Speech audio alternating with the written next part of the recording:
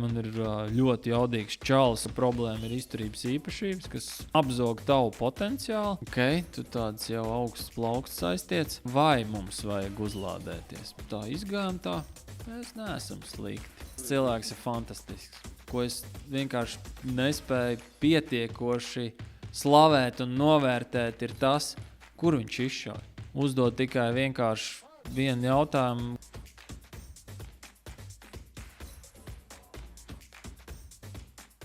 Labdien!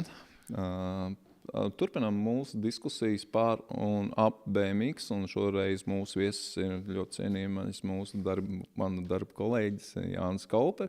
Un mēs viņu pazīstu tieši saistībā ar Latvijas Olimpiskās vienības laboratoriju, kur viņš strādā savos tiešos darba pienākumos un ir atbildīgs par lielāko daļu BMX sportistiem. Tā kā mēs specializējamies vairāk par BMX riteņbraukšanu, tad mēs gribam vairāk vai mazāk parunāt ar Jāni par BMX un tādām saistošām lietām no viņa profesionālā viedokļa. Čau, ģēdi! Baigi garais ievads no manas puses, tu tikai tagad varēji pateikt čau. Piedod, sorry. Bet, sākam tad ar elementārākām lietām par testēšanas vecumu Latvijas Olimpiskās vienības laboratorijām. Jā, un ko tad mēs tur varam notestēt un kas noderīgs varētu būt mūsu BMX riteņbraukšanai? Es atbildu sporta ārsts, kas strādā Olimpiskās vienības laboratorijā, es atbildu kontekstā caur BMX-u.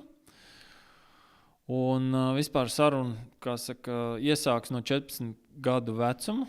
Īsti jaunākus mēs šādi tad paskatāmies, bet tie ir specifiski gadījumi medicīniski apsvērumu dēļ.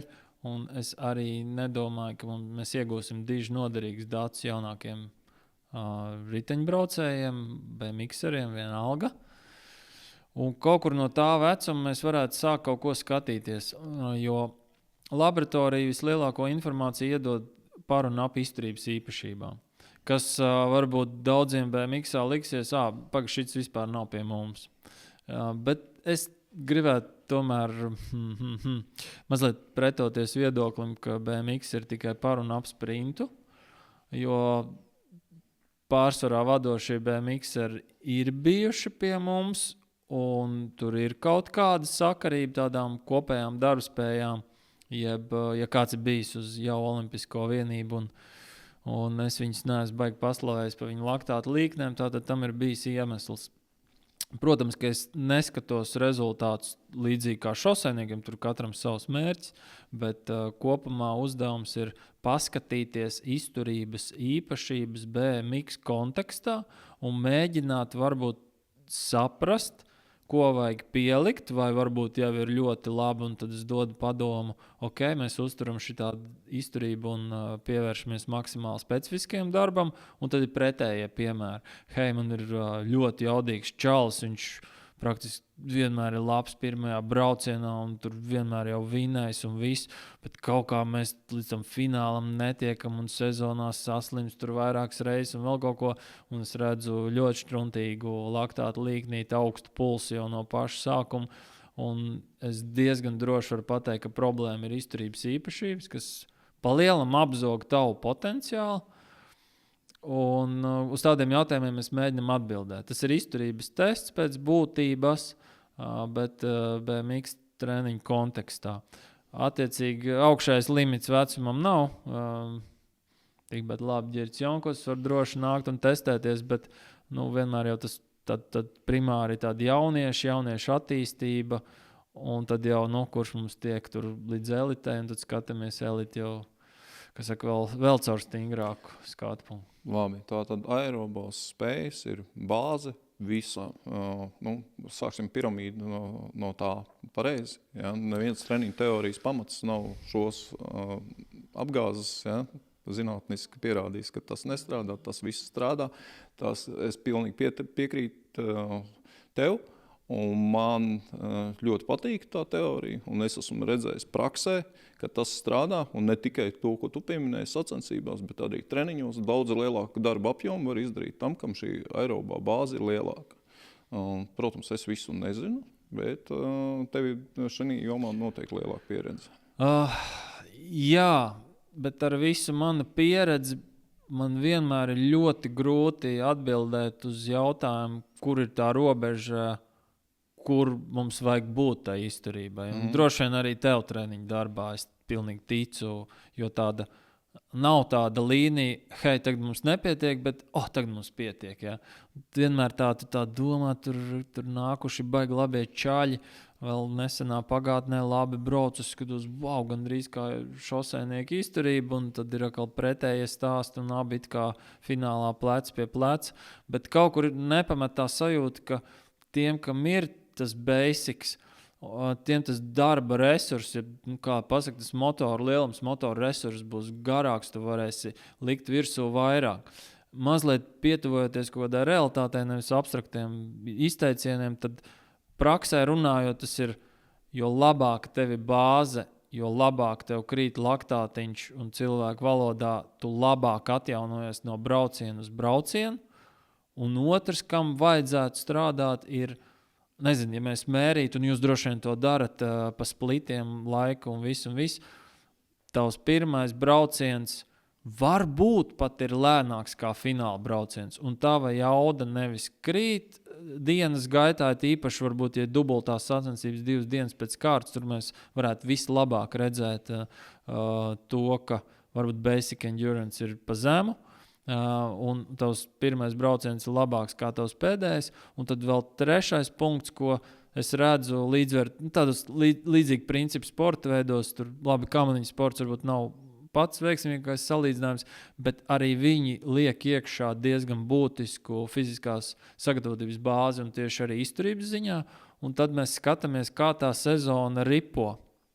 Un ir braucēja kategorija, kas droši vien izšauja sezonas sākumā, tad viņi tur kaut ko mēģina, un cits noķer bedru, cits varbūt vienkārši paliek līmenī, un tad es ticu, ka ir braucēji, kas ieskrienās pa sezonu. Un viņi ir pīķi, tad, kad viņiem vajag būt pīķi. Es tur arī saskatu lielu izturības komponentes nozīmi, kuru varbūt bez laboratorijas ir drusku grūti izmērīt un noķert. Tas ir tas, ko obligāti vajadzētu mums darīt. Obligāti vispirms vajadzētu notestēties, saprast to savu sākotnējo līmeni, un pēc tam vajadzētu vēlreiz notestēties, ka tu esi kaut kāda problēmas. Ja tu esi kaut kādu darbiņu izdarījis, tad tev vajag kaut kādus salīdzinošos datus. Tāpat kā tu, tāpat kā Olafs, Ivo pēdējā laikā uzdod tikai vienkārši vienu jautājumu, kāda man čaļi, kāds viņam izturības līmenis, un mēs laboratorijā mēģinām to atbildēt, jo to pārējo jūs varat nomērīt ļoti labi jau ar, kā saka, tavām jaunajām ierīcēm un vadbaikiem un visu. Es domāju, ka tur laboratorija varbūt nav tik liels palīgs, ja vien tev ir varbūt vēl laktāta aparātiņš un vadbaiks un bišķiņ šitien zobrat griežās, tad tu vari izstrādāt labu protokolu, kurš tev kā kontrols testi iet cauri visai sezonai. Tu izturība ir tāds, ka es labprāt jums palīdzu. Principā līdz tiem 14 gadiem, ko tu pieminēji, tātad, ieteiksim bērniem un jauniešiem, viņi vienkārši kustās dažādus sportus un tam līdzīgi. Pēc tam sākās vidējais aritmētiskais pubertātes vecums, un tad mēs tajā pēc vai pubertātes laikā sākam šo aerobo darbiņu pakāpeniski ieviest. Tāds varētu būt tas formula, ideālā formula. Ideālā formula, es pieļauju, ka ne es, ne tu mēs nezinām. Jo, kā es vienmēr saku tev, kā saka, piesēžoties pie kāršu galda, katram izkrīt cits kārts. Un man liekas, ka ideālā treniņa programma neeksistē, jo katram ir cita kāršu kombinācija rokās. Katram savs ceļš ejams ir. Jā, katram savu ģenētiku un tā tālāk. Mūsu uzdevums ir pēc iespējas ātrāk uz cipariem balstītu noķert, kāda tev ir kāršu komplekts izkrits, tas ir mums visiem kopā, un mēģināt saprast, kuras ir vājās, kuras ir stiprās vietas, un kuras mums vajag celt, kuras uzturēt, un kuras reizēm ir kaut kas tāds, kas ir tā kā tik vājš, ka visam pārējiem nav nozīmes. Attiecīgi es teiktu, tas ir tāds komplekss darbs, un es tev uzreiz nepateikšu, kā vajag darīt, bet mana vīzija ir par to, ka viss jauniešu vecums aiziet Dieva dēļ tikai nevienā BMX-ā, lai ir viss kaut kas, lai, es nezinu, judo nodarbība, varbūt aiziet paskriet orientēšanos, pabrauc ar BMX, jo jaunāks džekiņš vai dāmiņi, jo dažādāk mums vajag, tā skaitā tautas dejas vai vēl kaut kas, un no katra sporta veida veidojās jaunais cilvēks, un Dieva dēļ neieciklēties uz kaut kādām jau smalkām treniņu programmām 10 gadu vecumā, man liekas, tas nē. Viss, kas ir jauniešu vecumā, tie bērni super labi apgūst prasmes, tehniskās prasmes, un es teiktu, gandrīz viss akcentiņš, viss jāvēlt uz pamatlietām, braucot ar BMX, pamatlecienu, viss, kas pēc tam daudz stīvāk nāk, daudz stīvāk. Un es varbūt nelietošu vārdu pubertāti, jo daudz kur zinātnē ir tas peak height velocity, un to var izdarīt, jebkurš treneris vienkārši regulāri mērot savu sportistu augumus un svarus, un vienā brīdī tas apmēram ir 12-15 gadu, plus mīnus ātrauģi, lēnauģi, kurus, starp citu, arī būtu labi noķert. Tas pīķīts vienkārši centimetri, bam, gada laikā pienāk 10 centimetri, klāt varbūt pat vairāk, un viņš ir aptuveni 2 gadu periods, štruns pa pubertāti, no fiziskā un trenēšanas viedokļa, tas peak height velocity, pīķa augšanas ātrums mūs īstenībā interesē visvairāk, jo tie ir ļoti sensitīvi periodi, kur skatīties treniņu impulsus, un viņu noķeršanai, vajag tikai sienu un nomērīties un izmērīt tavu augumu un regulāri to darīt, es nezinu, reiz 2 mēnešos. Un tad tu zinās, ka pēc pīķa nostabilizēšanās mēs droši vien varam sākt sistemātiskāk attīstīt gan izturību, gan spēku, jo tas pīķa augšanas ātrums drusku vienmēr ir bīstams no traumu un pārslotas traumu viedokļa, kurā es iesaku būt uzmanīgiem, varbūt treniņu slodzēm un vairāk pievērst uzmanību. Man sāp cēlis, šlāterīts vai kaut kas tāds. Tad vienkārši no prakses piebildu, bet fizisko īpašību attīstīšanas ziņā daram visu saucamo skilu. Un viss fonā dzīvo, bet atkal, teiksim, svaru treniņu pirmais uzdevums ir iemācīt pareizi pietupienu, un tā tālāk, to jūs zinat labāk pa mani. Kā to darīt? To var darīt ar slodzes kātu jaunībā, un varbūt pat 3 kg stienīt, un to visu drīkst darīt, bet akcentētu, strukturētu treniņu, es tā domāju, es neesmu gudrākais, bet es domāju, 12, 14 gadi, kad mēs sākam. Līdz tam ir spēle un dažādība maksimāli. Man ļoti patīk šīs dažādās sarežģītās komandas spēles, kas ir, pieņemsim, basketbols, hokejs, kur koordinācija, domāšana, reakcija, viss kopā. Jā, tieši tā, koordinācija pāri visam, un jāmāk visu darīt, principā. Tu esi meitene, ka rāpot arī pa kokiem, tā apmēram, meitene sportista topošā. Darēja visām meitenēm noderēs. Labi. Aerobo pieskāramies, anaerobos slieksnis. Ko tas mums dod, ko mēs varam izmērīt un kā tas ietekmē mums, kurā brīdī mēs varam viņu sākt attīstīt, un kādā veidā vislabāk BMX tieši specifikā? Jā, es daudz esmu domājis par anaerobā sliekšņa konceptu BMX-istiem un baigi neko neesmu izdomājis. Mēs tulīt izdomāsim. Jā, es ceru, bet citādi tas anaerobais slieksnis super svarīgs ir izturībai. Tur skriešana, ritens, vienalga slēpošana, un tas ir tas, kas atšķir, nezinu, Andreja Rastargujevu no, labi, ņemsim mani, vienalga. Virs sliekšņa mēs varbūt pat līdzīgi sevi varam nomocīt, tur dabūt līdzīgi laktātu un tā tālāk, tikai slieksnis mums ir kā uz 2 dažādām galaktikām. Un tas vienalga, kurā sportā. Es neesmu pārliecināts, ka BMX-ā ir vajadzīgs slieksnis uz 2 dažādām galaktikām, un tāpēc man vislabāk vienkārši patīk skatīties uz laktātu līkni kopumā, ja es runāju par tiem laboratorijas testiem. Kurus gan var arī dzīvē notestēt, bet varbūt tā nav šodienas saruna. Un uz to laktātu līkni kopumā, un tad man tur gribās redzēt sākumu mazliet guļošu tomēr, jo tas dod drošību, ka mēs varam iedot čalim vai dāmai kaut kādu recovery, atjaunošanās zonu, to pirmo zonu saucamo. Tad man interesē lēni kāpjošs tāds otrās zonas laktātiņš. 3., 4. es teiktu, vienkārši skatāmies līkni kopumā. Jā, mēs varam piemeklēt 4. zonas, teiksim, intensitātes vai pulsiņas atkārtojumu darbiem, kuri nebūtu slikti, varbūt sagatavošanās periodā, jo viņš tāds vidēji intensīvs, paceļams, funkcionālo gatavību ceļošs, bet baigi neiztērēt tas treniņš.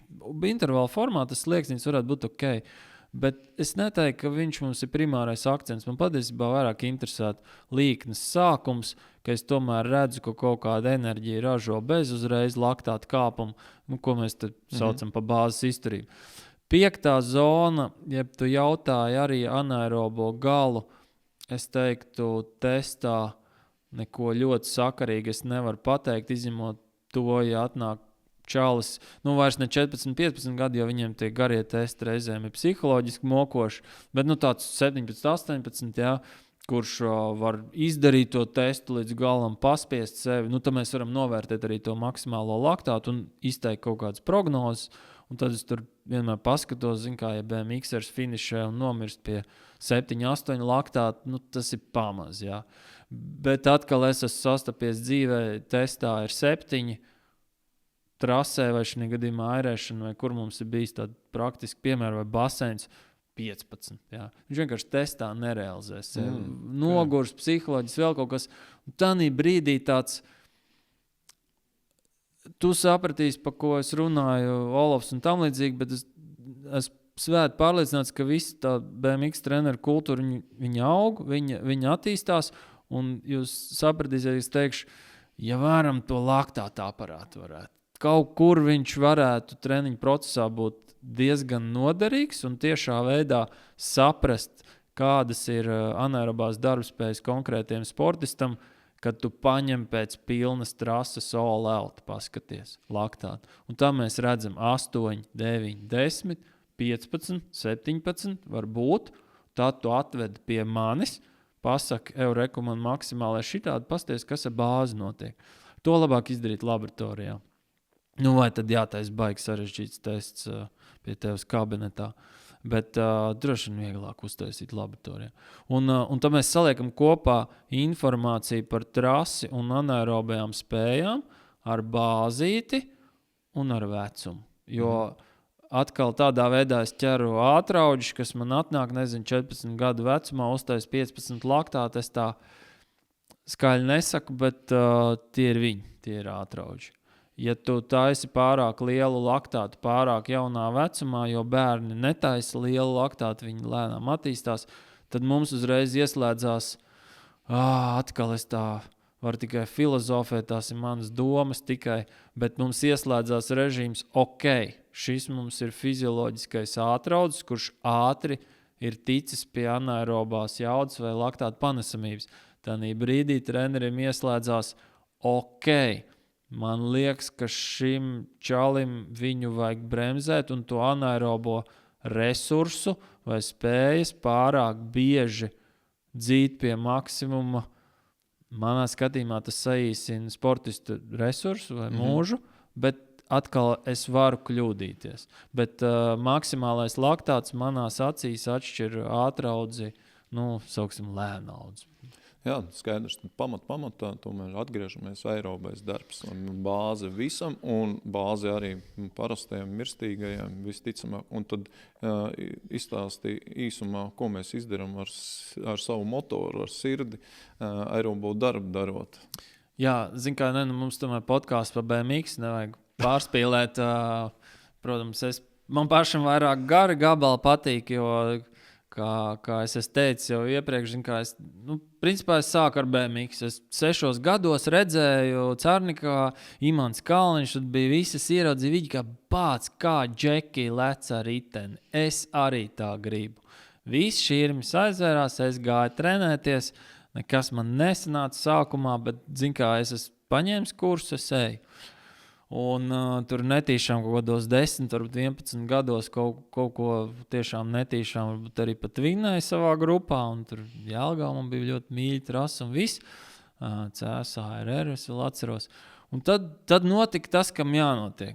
Jo vecāks es paliku, jo sliktāk palika rezultāti, un apmēram 16, 17 gadi, un jo vairāk es braucu un cenšos trenēties, jo tālāk es atpalieku no priekšpēdējās vietas.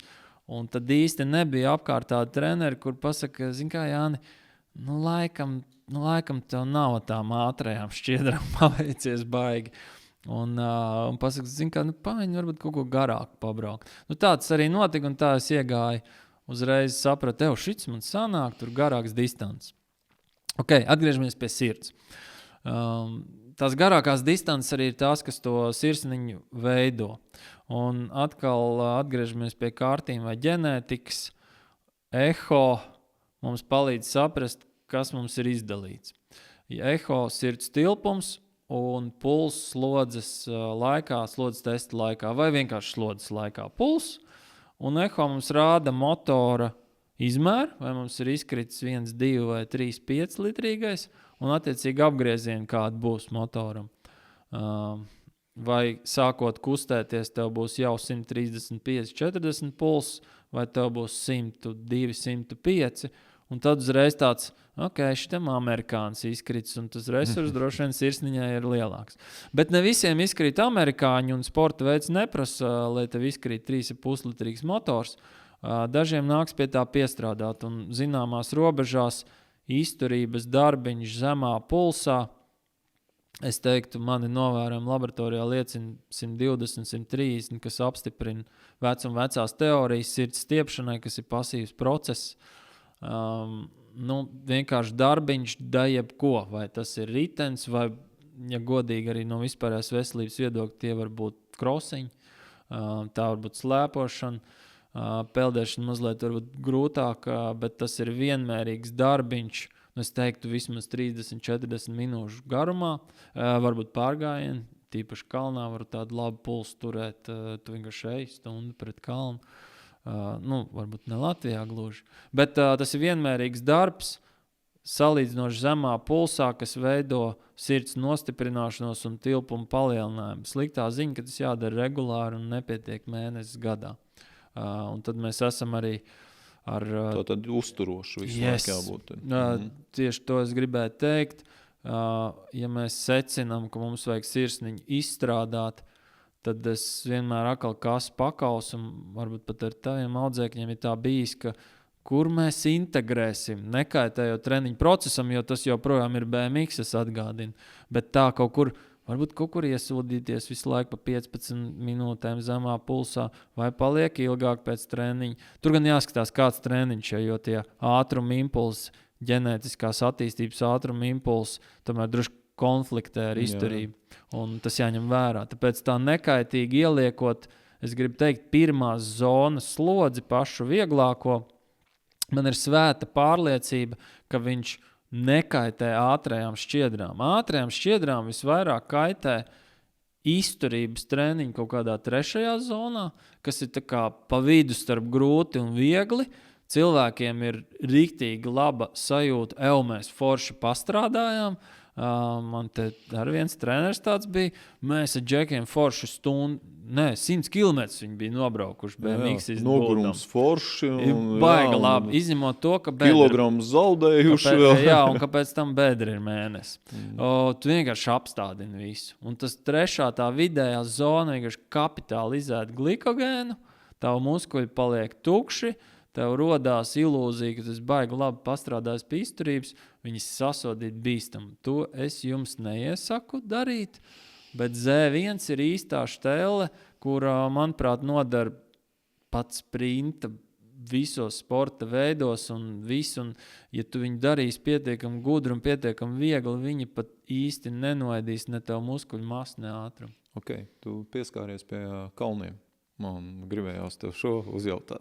Tad braucam uz kalniem un arī trenējam šo aerobu, vai mēs tur to nevaram izdarīt, to darbiņu? To var darīt, bet vai vajag? Tātad varbūt guļam augšā, trenējamies lejā? Jautājums BMX kontekstā joprojām, vai to vajag? I'm not so sure. kalni vienmēr palēnina atjaunošanos. Ja tiešām mums ir paredzēti mači Kolumbijā vai kur ir augstkalnas trases, ja vispār ir Bogota, augstkalnas trases. Tur mums ir speciāli jāgatavojas. Visam pārējiem es būtu, nezinu, man tā liekas, es būtu salīdzinoši skeptisks par kalnu integrēšanu. Ir tīpaši ne pašas top klases BMX-istiem, bet es tā domāju, kam tur būtu vispār jābūt. Okay. Priekš kaut kādā starpsezonā, priekš emocionālā varbūt pastaigāt pa kalniem gan varētu būt. Tur nevajag augstkalnu. Tur vajag skaists skats. Okay. Labi par pieņemsim asins analīzēm un šīm pieņemsim, ko mēs varam iegūt priekš mūsu BMX-istiem un cik regulāri darot to. Pamatrādītāji D vitamīns, magnīs varbūt, bet pieņemsim par hemoglobīnu vai par dzelzi un interesanti vēl par izturībniekiem. Vai tas korelē arī bišķiņ BMX ritembraukšanā par hemoglobīna blīvumu mērīšanu? Ok, tu tāds jau augsts plauksts aiztiec. Analīzes, standarta analīzes ir iesakāms, es teiktu, visiem sportistiem minimālais reizes gadā. Foršāk 2, jo augstāks līmenis, jo tomēr es teiktu 2 reizes gadā jāpaskatās. Un ko mēs tur gribam redzēt, es tā arī nosaukšu, jo es to tomēr gribu popularizēt un es bieži redzu analīzes, kas ir tādas, pa tukšo paņēmu, tā kā iztērē naudu, tam līdzīgi baigi neko neiegūst. Un tie pamatrādītāji ir pilna asinsaina, saucamais KFK, kas rāda muskuļu bojājumu, asat alat, akna muskuļi. Tad es ņemtu, kā tu teici, D vitamīnu, mums vienkārši viņš ir jāzina. Feritīns. Atgādini, feritīns ir dzels rezervu rādītājs. Nevis dzels, bet feritīns. Un feritīns obligāti. Kā es saku, ja dzels zemē un hemoglobīns zems, tad vispār jāsāk ar to. Iespējams, ka treniņa efektivitāte tiek apzakta dēļ anēmijas vai mazasinības, vai, nezinu, feritīns tur, 10, piemēram, varbūt 10, 12. Tas absolūts dzels deficīts. Agresīvi un aktīvi šis jautājums jārisina. Un tad jau tur paliek drusku augstāki plaukti, kurus varbūt šodien necilāsim. Tur hormonu un viss tādas lietas. Tu par to hemoglobīnu blīvumu, ja? Hemoglobīna masa nav Latvijā izmērām. Tas ir sarežģīta. Vācija, Norvēģija. Jā, Somija, ja nekļūdos. Un tā ir izturībnieku lieta, lai gan arī, kā daži profesionāļi mums ir šoseis riteņbraukšanā, es viņiem šādi papļāpāju. Velns neviens nemēra pēdējā laikā. Jā? Šito es nezināju. Jā, un es tāds, kā baigās sajūsmā par to mērījumu, tā, forši, mēs varam uzzināt, cik tu sēdi un cik tev ir grami hemoglobīna visā ķermenī. Jo, ja esat ievērojuši analīzēs, tas ir grami litrā, tas rada koncentrāciju. Mums tikai paliek jautājums, bet cik tev ir litri? Nevis pudelē, bet asins. Un tad tas, jo to nevar atbildēt ar nekādu mērvienību, kas ir Latvijā pieejama laboratorijos. Un tur ir speciāla metodika hemoglobīna masas un asins tilpuma mērīšanai. BMX-ā, kur tas varētu būt noderīgs? Es teiktu tā, viņš būtu tanī lādītē, kur vēlams, kad mēs esam pilnīgi visu izmērījuši, tad izmērīsim arī to. Jā. Okay.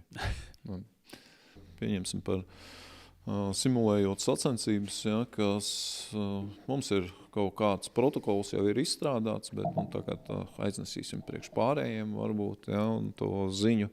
Un gan jau ir kaut kāds vidējais aritmētiskais, un tas ir pasaules kausos sacensībās un tādos Eiropas čempionātos, pasaules čempionātos ir apmēram kaut kāds noteikts skaits laiks starp braucieniem. Tās ir aptuveni 20 minūtes. Kā es iebraucot pēc finiša, ko es daru, un lai es atjaunotos pēc iespējas ātrāk un būtu gatavs nākošajiem braucienam. Mazliet, droši vien es tā zinātniskāk paskatīšos vai ciparos balstītāk, tad tāda mana pilnā doma būtu, ir brauciens uzceļ laktātu. Viņš uzceļ visu, ko patiesībā ūdeņraži joni ir tie, kurus mēs gribam dabūt ārā, bet nezinu, varbūt tik sarežģīti nerunāsim, jo mēs viņus nevaram izmērīt. Bet laktātu mēs varam, un laktāts ir jums jāsaprot tāds, plus mīnus tāds approximate rādītājs ūdeņraža joniem, un tāpēc mēs mēram laktātu un domājam, ka laktāts vienādības zīmes kābums, lai gan patiesībā līdz galam tā nav, bet domājam tā. Tātad mēs gribam pēc brauciena, kur droši vien laktāts un skābums ir forši augšā, dabūt viņu pēc iespējas ātrāk un zemāk lejā uz nākamo braucienu, jo ūdeņraža joni ir tieši tie, kas padara tevi, lietosim vārdu, lēnu, tad 4. taisnē. Jo vairāk viņi uzkrājas, jo muskulis, kā saka, es gribu dzīvot, un davai saraujies lūdzu lēnāk, un tas vienkārši, kurš var sevi piespiest, vēl dzīvo, bet reāli viņš paliek arvien lēnāks. Ok, atgriežamies, ir nobraukts brauciens. Tanī brīdī man interesētu laboratorijā vai jebkā citādi noteikta pirmā zona, ja kāds ir bijis uz laboratoriju un viņam ir kaut kāda bāze sagatavotība, viņš varbūt ir pamanījis mazo laktāta kritumu, sākot no miera laktātiņu, viņš tur lēnām krīt un nonāk līdz zemākajam līmenītim, un tad viņš sāk kāpt augšā.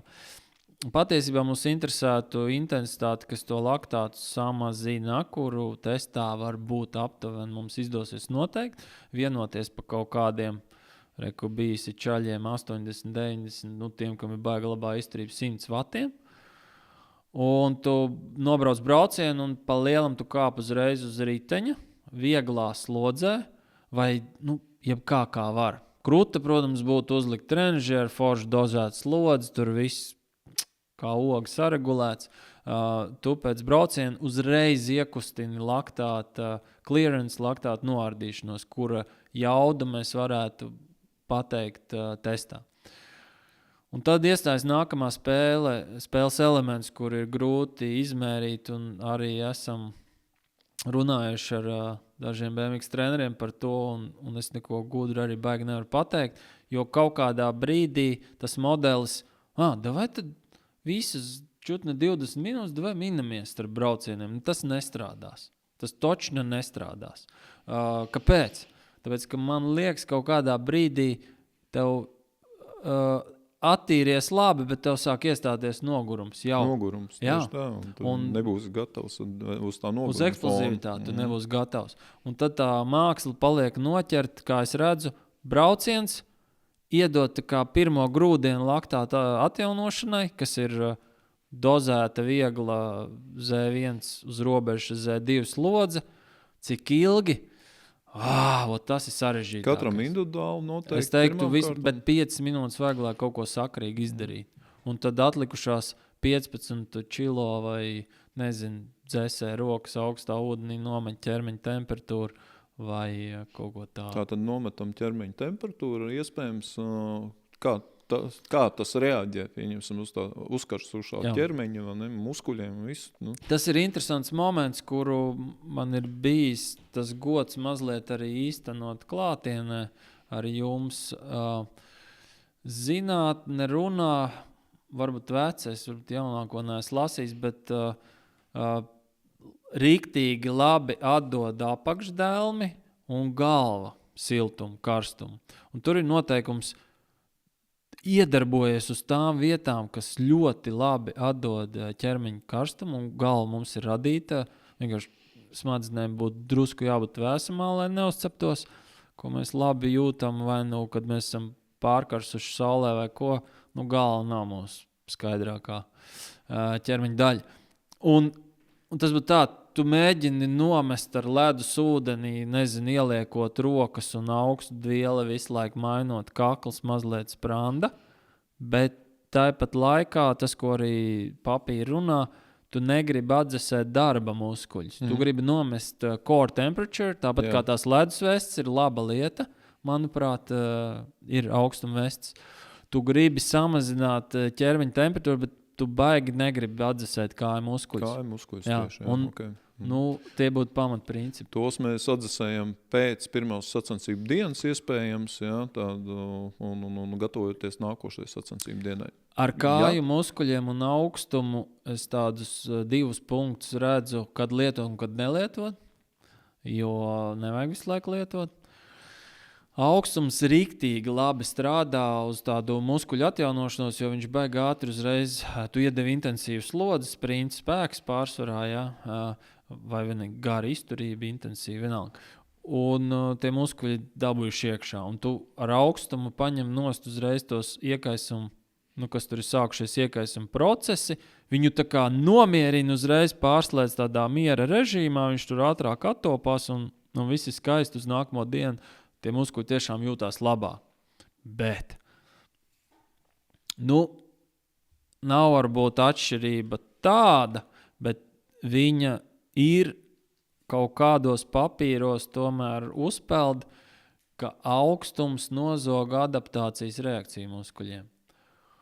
Un es esmu tās teorijas piekritējis, kas treniņu procesā augstumu izmantot tad, kad ir, kā es saku, visi galīgi slikti. Es nedarītu tā, ka man ir treniņu nometni un es gribu palikt stiprāks. Pēc kaut kādiem mēnešiem kājas nedzesētu, ķerpītu, ar sāpīgām strādātu.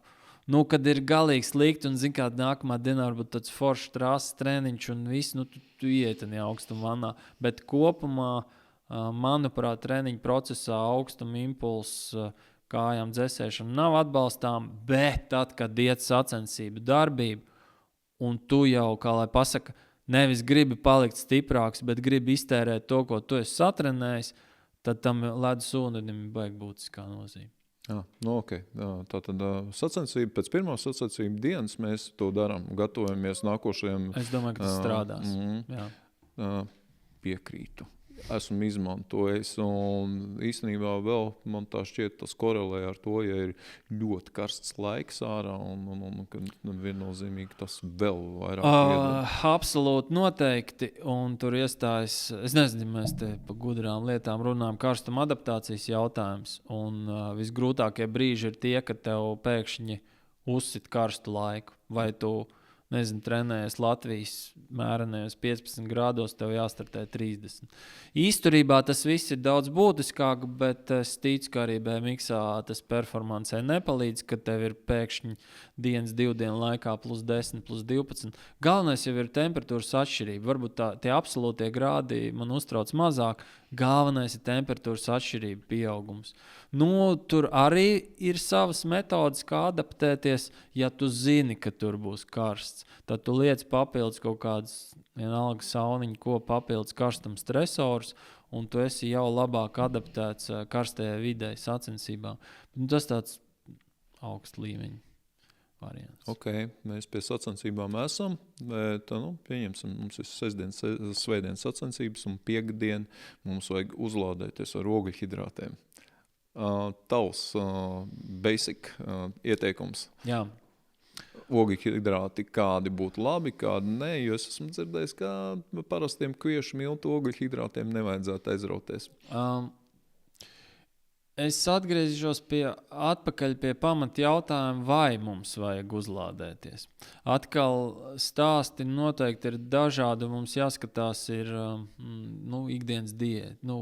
Ar diētu saprot ēdienkārtu, ko sportists ēd, un ja viņš atkal tie modeļi dažādi, un tu vari jau būt ļoti labā ogļhidrāta diētā visā treniņu procesā, kas starp citu ir laba izvēle BMX-am, ir tīpaši smagos treniņu posmos, kam nav jāmeklē varbūt svara zaudēšana, tad jāēd cik var, rupi sakot, jo tā slodze prasa gan ogļhidrāts, gan proteīnu.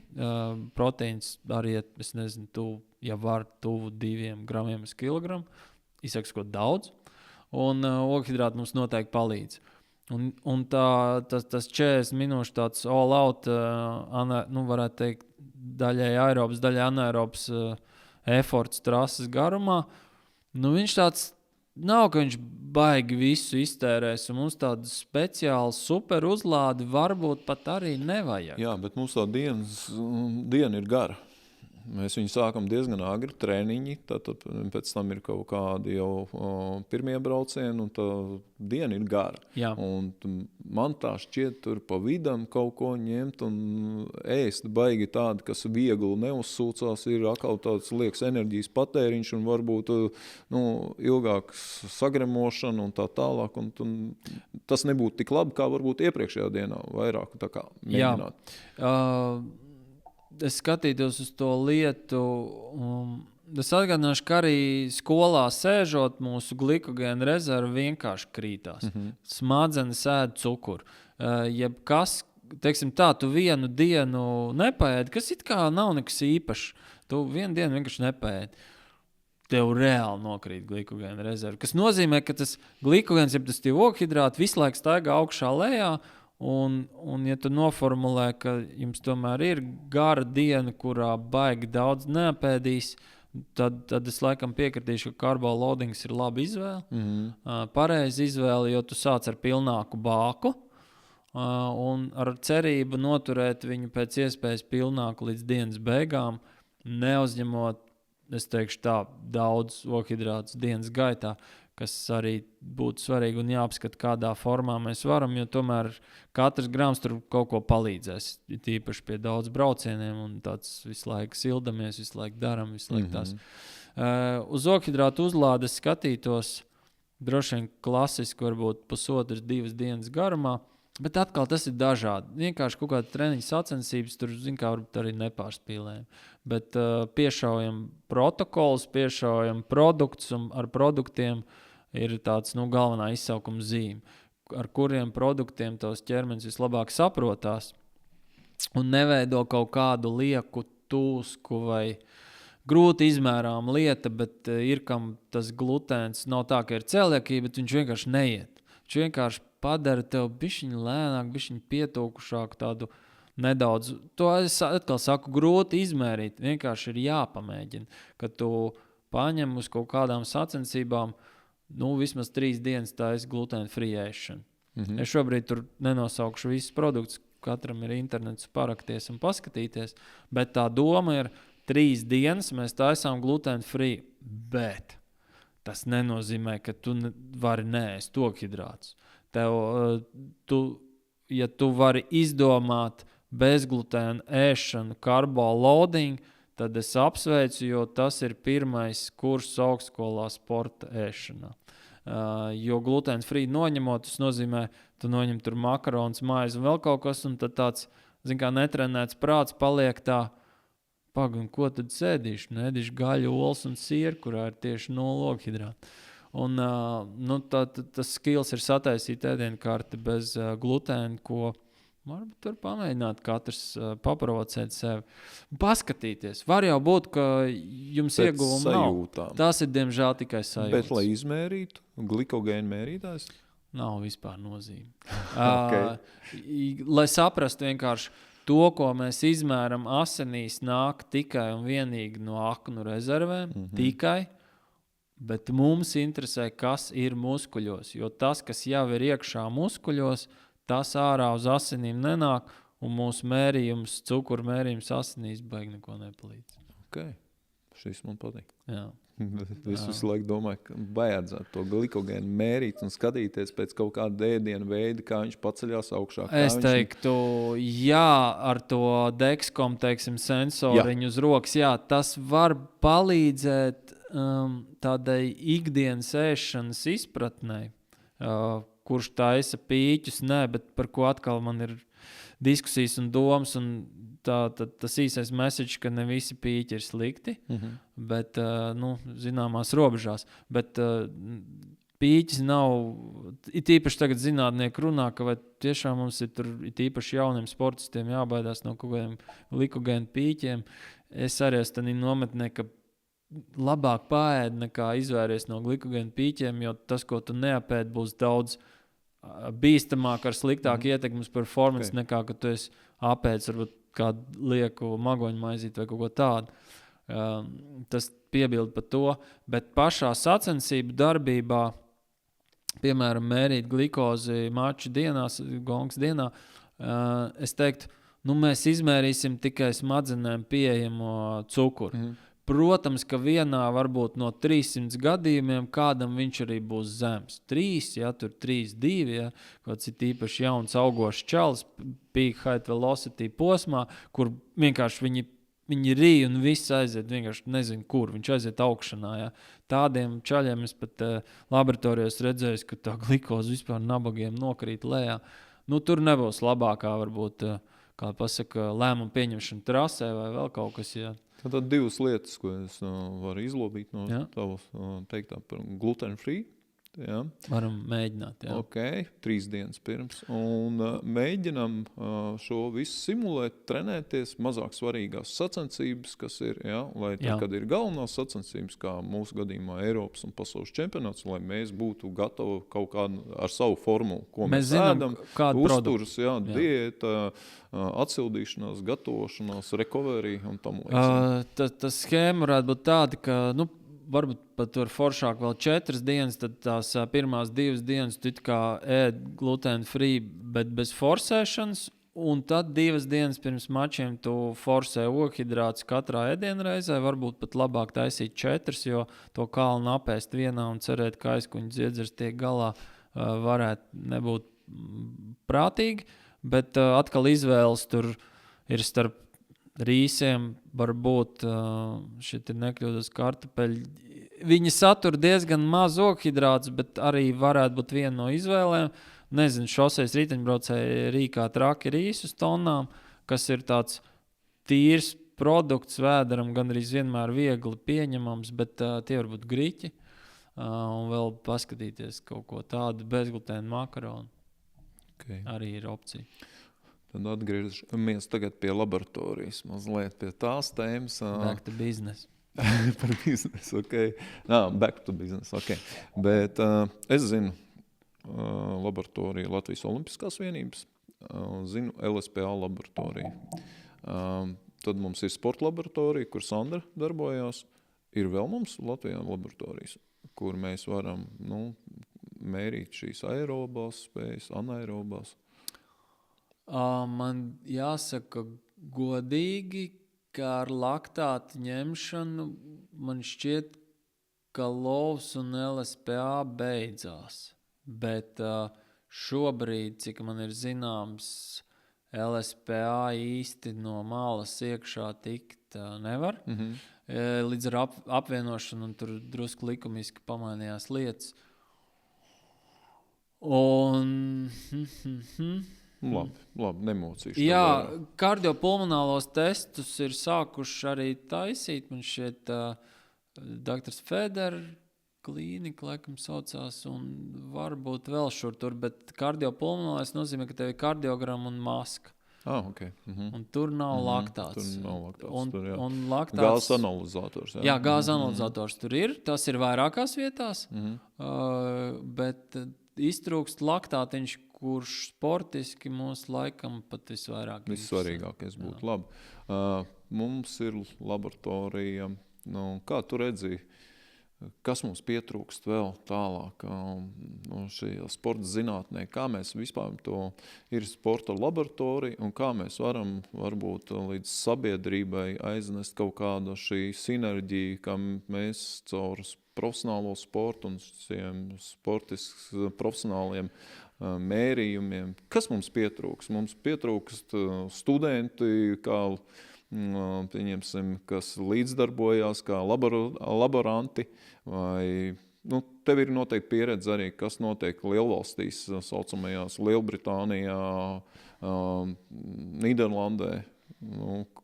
Tu domā par testēšanu? Jā, par sporta laboratorijām, kādā līmenī viņi ir un kur mēs esam un kas mums pietrūkst. Jā. Nav baigā pieredze, bet šur tur ir bijis tas gods aizbraukt ciemos, kaut aiz vienu dienu. Un atkal, kā droši vien virspusē tikai redzam, ko, bet mēs ar galveno doktoru Līgu Cīrilu, Dānijā bijām un kur. Un tā izgājām tā. Mēs neesam slikti. Un nevienā brīdī nepalika mazvērtības iespējas uz intelektuālo potenciālu mūsējo. Bet palika mazvērtības iespējas vienkārši uz sportistu daudzumu un līmeni. Zin, kā viņam tur šosejas testēšanai pirmā slodze 200 vati. Es tā domāju, dažiem tā ir netiek tik tālu. Tā kā Džeki testē tikai profiņus, ja, un tur ieslēdz pilnīgi cita Ferrari domāšana. Ja.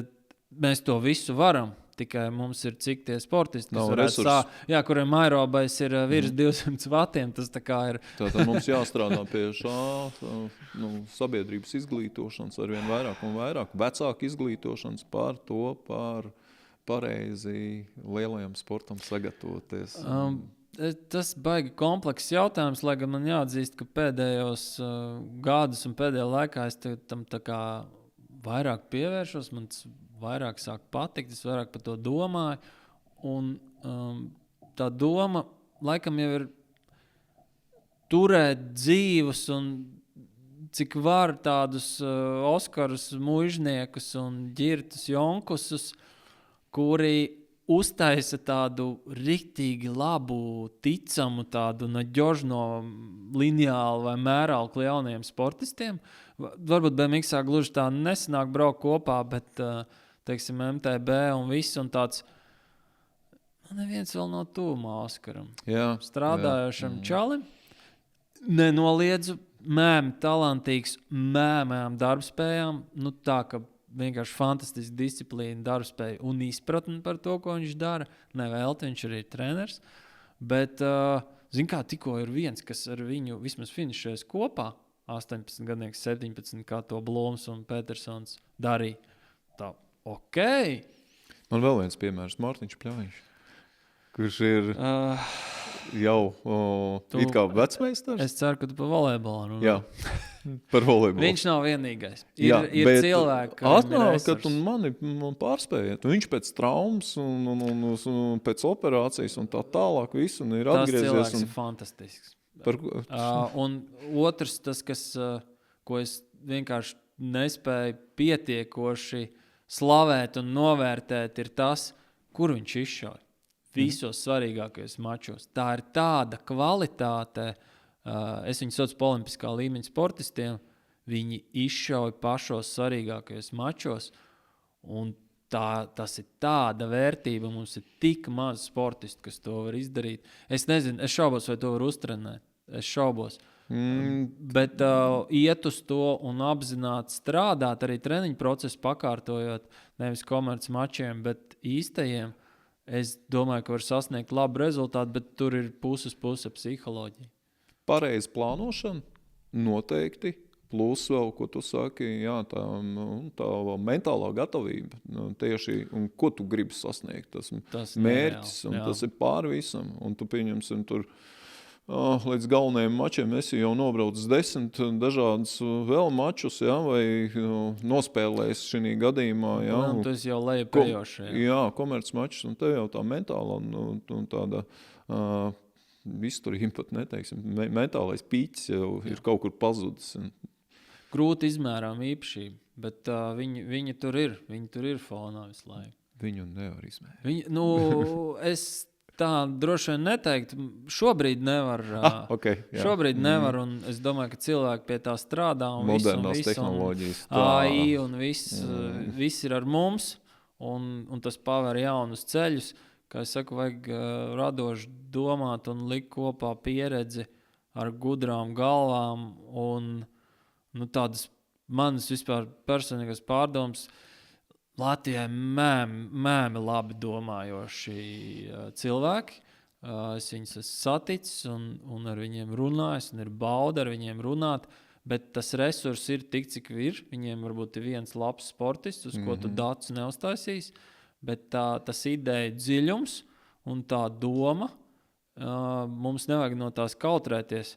Mums kaut kā vajag mēģināt apgūt, saprast, ko mēs varam izmantot no mākslīgā intelekta un vispār no gadgetiem un kā viņus salikt kopā. Nevajag baidīties eksperimentēt, jautāt, un tas, ko nevajag baidīties, bišķiņ izklausīties muļķīgi, un jautāt tikai. Man mīļākie treneri ir tie, kuriem visvairāk jautājumu, kaut arī viņiem nevar atbildēt, bet tad es jūtu, ka mēs domājam, un tas, ko varbūt tu ģirt var arī ar savu podcastu kustību un visur, kurē runāt, es to uzsveru, baigi pazudis ir komunikācija starp sporta veidiem, dalīšanās ar zināšanām starp sporta veidiem, kaut vai sākumā liekas, varbūt nav radniecīgi, bet tā pieredzes apmaiņa, jo domāt katram savā stūrī, ka man ir tāda treņa metode, bet galvenais, lai neuzzina neviens.